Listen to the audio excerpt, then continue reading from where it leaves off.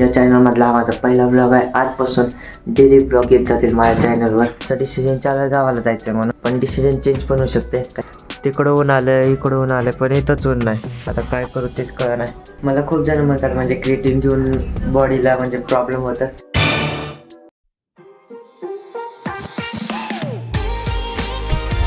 तर good morning आहे. तर तुमचं स्वागत आहे माझ्या एक नवीन व्हिडिओमध्ये. तर आता वाजले 6. आता उठलो जस्ट. तुम्हाला सर्वांना सर्वात पहिलं गुड मॉर्निंग. विचार करतोय गावाला जायचं पप्पा आणि मी. काय माहिती काय होतं, डिसिजन चेंज पण होऊ शकते. पण आजपासून या चॅनलवर डेली ब्लॉग येत जातील. हा माझा ब्लॉगचा चॅनल आहे, सबस्क्राईब करा. तर आता मग मी तयार करत आहे पप्पाचा डबा. पप्पाला जायचं आहे 7 वाजता, त्यामुळे कामाला जायचं आहे. आता 7ला जाऊन 3 वाजता परत येतील, त्यामुळे डबा पप्पाला द्यायचा आहे. आता इथं पप्पाचा डबा तयार होत आहे बघ. तर आता डबा घेऊन आता डबा पिशवीमध्ये ठेवणार आहे आणि पप्पाला आता घेऊन जाणार आहे गाडीवर. पप्पा सोडून परत यायचं आहे मला. तर ही आहे माझी गाडी, चेतक 3503 मॉडेल आहे. माझ्या पप्पाचा डिसिजन झालेला आहे की आज जायचं आहे गावाला. तर आमचं गाव आहे वांजरखेडा, इथून कमीत कमी 25 ते 30 किलोमीटर असेल. तर मग आज दुपारून जावं म्हणतो. 3 ते 4 वाजता जायचं आहे. आता गाडी लावायची चार्जिंगला. हे आहे गाडीचं चार्जर.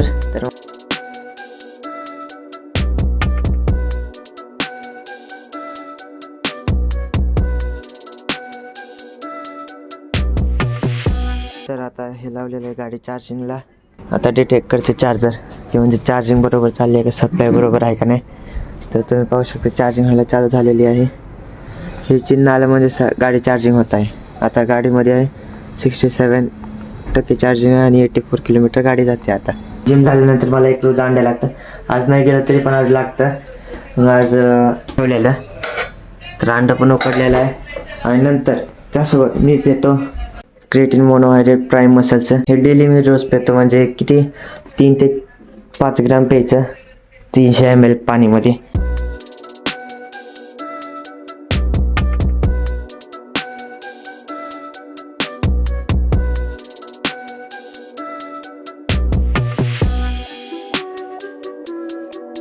तर हे स्कूप आहे 3 ग्रामचं. त्याच्याहून जरासं जास्त घ्यायचं, स्कूपपेक्षा जास्त जरासं. म्हणजे हे झालं 5 ग्राम. हे अंडं आणि हे आता मग क्रिएटिन मिक्स केलेलं पाणी आहे. पण मी अंड्यामधलं हे येल्लो कलरचं आहे ना, हे कधीच खात नाही. मी ऐकलं आहे की म्हणजे ते खाण्यानं काहीतरी प्रॉब्लेम होतात, ते चांगलं नसतं शरीरासाठी, आणि त्यामुळे मी खात नाही जास्त. मला खूप जण म्हणतात म्हणजे क्रिएटिन घेऊन बॉडीला म्हणजे प्रॉब्लेम होतं, पण असं काहीच नाही. क्रिएटिनवर जे इन्फॉर्मेशन त्यानुसार जर तुम्ही आपण इन्स्ट्रक्शन फॉलो केले तर आपल्याला काहीच प्रॉब्लेम होत नाही. कोण कोण काय करतात तर त्याच्यावर दिले 3 ते 5 ग्राम, फक्त 3 ते 5 ग्राम क्रिएटिन घ्यायचं आहे आणि पाण्यात मिक्स करायचं आहे. पण काही नवीन काय करतात 20 ग्राम घेतो, 15 ग्राम घेतो. म्हणजे त्यांनी काय होतं, जे आठवड्यात होणार आहे ते एका दिवसात होतं असं विचार करून ते घेतात, त्यामुळे त्यांच्या प्रॉब्लेम होतात. क्रिएटिनमुळे काय होतं, आता मी जिम करतो, जिमला गेल्यानंतर माझ्या मसल्समध्ये जरा असे म्हणजे स्क्रॅच पडतात. मग ते रिकवर करण्यासाठी असे पण होतात. म्हणजे क्रिएटिन ते मसल्स रिकवर होण्यासाठी समजा 5 दिवस लागायचं, पण क्रिएटिननं तेच म्हणजे मसल्स रिकवर होण्यासाठी 2 ते 3 दिवस जास्तीत जास्त लागतात. 8:30 वाजले तरी अजून थंडी आहे. ऊन तर नाही आलं पण थंडी तर लई आहे. ऊन त्या साईडलाच आहे अजून, तरी पण इथं काहीच अजून ऊन नाही ना, काहीच नाही. गाडी चार्जिंगलाच आहे अजून, 91% झालेली आहे. लई थंडी आहे बाबा. तर मग मी आज बनवणार आहे डोसा. रविवार असल्यामुळे जरा दर रविवारी आमचं काय ना काय असतंय, पण त्या रविवारी वेगळंच काहीतरी डोसा आहे. मग कशाचा काही नाही, चांगला कुठलाय सांगा. कशाचा पण मुगाचा डोसा बनवला आहे. मग पीठ बघा, हे उघड का, उघड तर स्वतःला तो गुड वाटत नाही.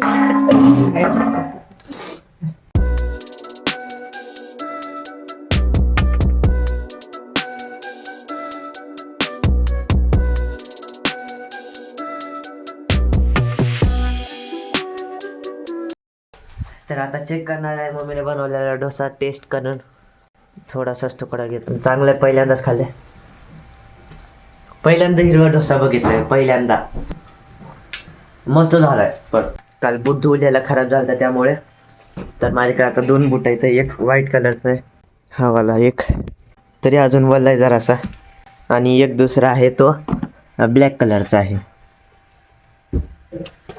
याची जोडी कुठे गेली? हां, हे 2 बुट आहेत माझ्याकडे, कपड्यावर मॅच होतील ते आज घालून जाईन. हा याला मागून आठवडा झाला असेल, आठवड्या अगोदर आलाय. हे पहिलाच मामानं घेतलेला आहे, हा मी घेतलेला आहे. ऊन पण येणार झालंय, वल्लाय बूट आणि वरतून ऊन पण येत नाही. काय करू कळा नाही, ऊन तिकडं आहे पार त्या साईडला आहे, इथं तर येतच नाही. आता कुठं ठेव कळना झालंय, वरती ठेवा म्हणतोय पण नंतर उगं मांजर बिंजर आली तर उगं पाडायचं, अजून खराब व्हायचा. पांढरा शूज आहे त्यामुळे भीती वाटते, तरी इथंच ठेवतो. आता जाऊ ऊन येईन ते तेव्हाच सुकल. आता काय माहिती, हाय जरासं नॉर्मली सुकलाय पण वल्लाय जरासं. पडला. सकाळपासून काही सर्दी नव्हती, आता अचानकच सर्दी झाली.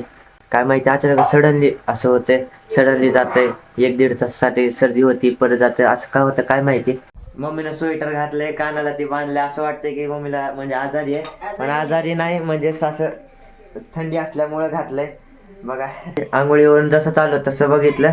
चार्जिंग पण गाडीमध्ये फुल झालेली आहे, तर चार्जिंग व्हायला 2 ते 2.5 तास लागले कमीत कमी. जर 0% असेल तर 3 ते 3.5 तास लागतात. पण आता चार्जिंग पण झालेलं आहे आणि ॲटोमॅटिकली चार्जर पण बंद झालेला आहे. जसेच फुल होते तसे ॲटोमॅटिकली बंद होतं, मोबाईल सारखाच आहे. आता हे मग चार्जर गोळा करून डिक्कीत ठेवावं लागेल, कारण की आता गावाला जायचं आहे, मग तिथं पण चार्जिंग करावं लागेल. आता बॅकपॅक करत होतो गावाला जाण्यासाठी, कपाटातले काही कपडे काढले, मग त्याच्यातले चूज करत होतो. मग आता 2च न्यायचे होते पण 3 चांगले वाटले. 3 पॅन्टी आहेत, मग आता कोणते नव्हते कळा नाही. तर एक डार्क ब्ल्यू पॅन्ट आहे, एक लाईट ब्ल्यू आहे, एक व्हाईट शर्ट आहे आणि हे दोन्ही ब्लॅकच आहे, फक्त त्याच्यावर डिझाईन आहे. मग आता सगळेच चांगले आहे तर कोणतं नाही, आता कळा नाही. न्यायचे होते 2च आणि इथं 2 पॅन्ट आहेत, एक घातलेली एक ब्लॅक पॅन्ट आहे. मग विचार करतो आता तिन्ही पण न्यावा, जे मनात येईल ते घालावे. तर आता वाजले 3, पप्पाला पण घेऊन आलेलो आहे. आता अर्ध्या 1 तासात निघायचं गावाला, तर चला मग.